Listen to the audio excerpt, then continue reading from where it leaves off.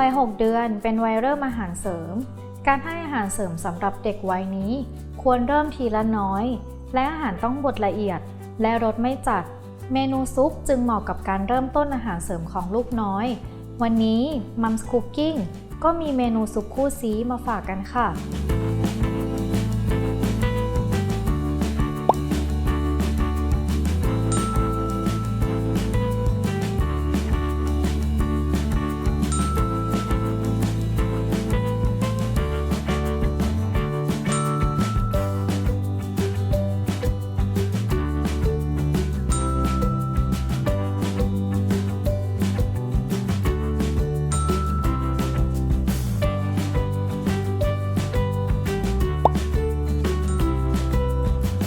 ตั้งน้ำซุปพอเดือดใส่ผักลงไปแครอท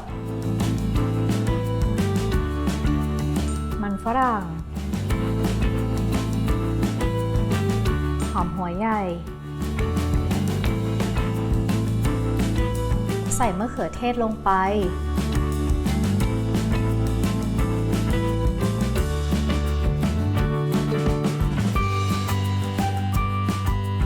ต้มจนผักทุกอย่างสุกและนิ่มดี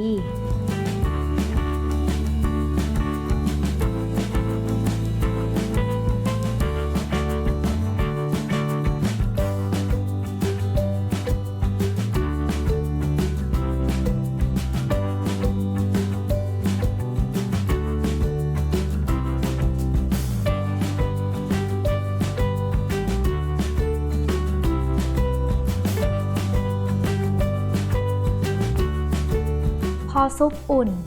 นำไปปั่นจนละเอียดเป็นเนื้อเดียวกันแล้วก็ตักเสิร์ฟให้ลูกน้อยได้เลยค่ะ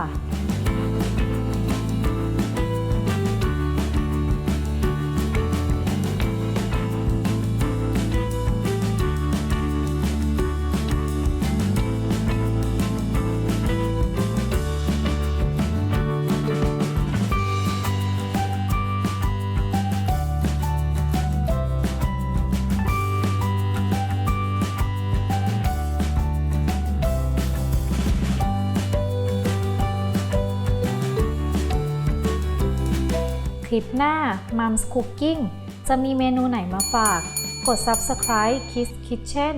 แล้วก็อย่าลืมกดกระดิ่งเพื่ออัปเดตคลิปด้วยนะคะ